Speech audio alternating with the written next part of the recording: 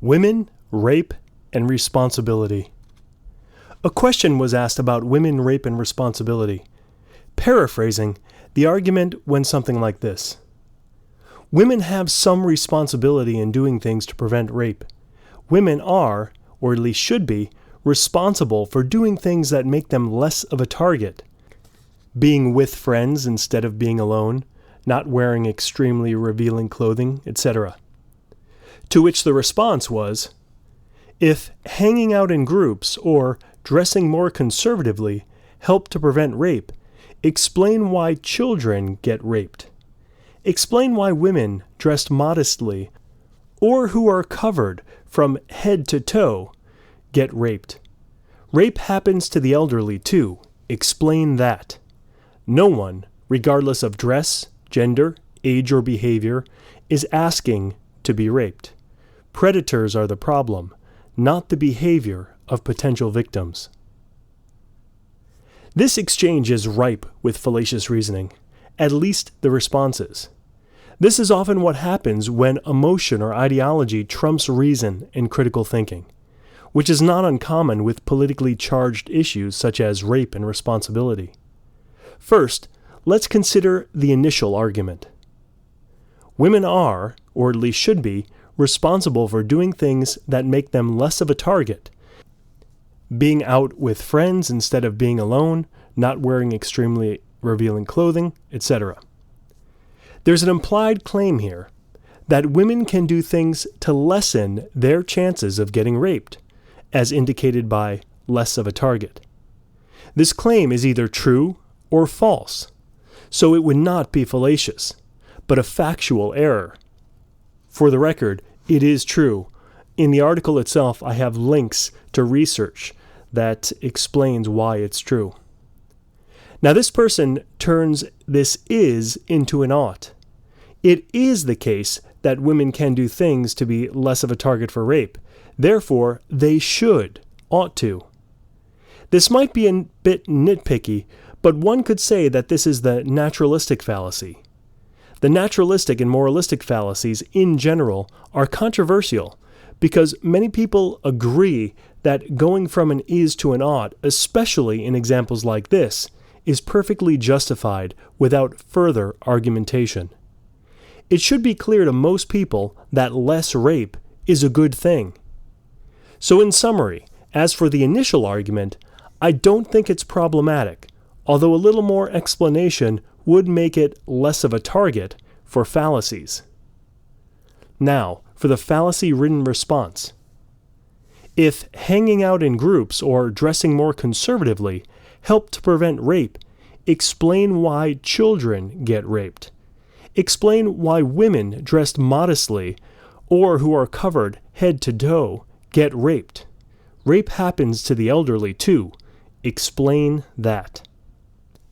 Oversimplified cause fallacy. This is the big one.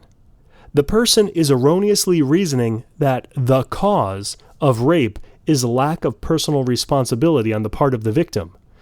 Example, being alone, dressing provocatively, etc. Strawman fallacy. The person could be deliberately misrepresenting the claim of being a deterrent as a claim of causality, thus creating a strawman argument. Political correctness fallacy. The idea that women bear some of the responsibility when it comes to the chances that they will be a victim of sexual assault is politically incorrect. Therefore, it must be false. Argument from ignorance. Just because the arguer cannot explain why elderly people get raped, this does not mean that his or her initial argument is false. Non sequitur. The person is asking to explain why the elderly and children also get raped as a response to provocative dress and not being in groups.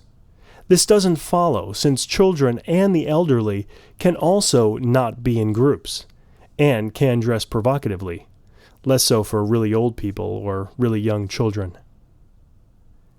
No one, regardless of dress, gender, age, or behavior, is asking to be raped. Predators are the problem, not the behavior of potential victims. Straw man again. The arguer never claimed that people are asking to be raped, nor suggested it. Political correctness fallacy again. The line, "Predators are the problem, not the behavior of potential victims," might get a standing ovation, but my guess is that everyone who cheers at this, who has a teenage daughter, wouldn't hesitate to instruct her how to be safe. Straw man again.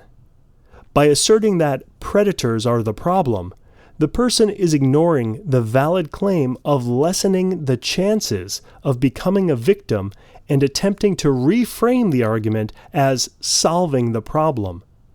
This would be like arguing that we shouldn't have to wear seatbelts. Cars are the problem of why people die in auto accidents. This boils down to confusion of blaming the victim with the victim sharing some of the responsibility for the situation. It is incredibly important for people to understand this because we cannot control the behaviors of every person in the world, but we can alter certain behaviors to increase our chances of not being a victim.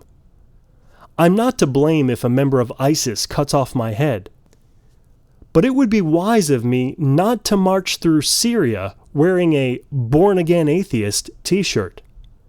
ISIS is still the problem, but I can certainly take actions to avoid the problem. I shouldn't have to, and it sucks that I do. And in an ideal world, I wouldn't have to.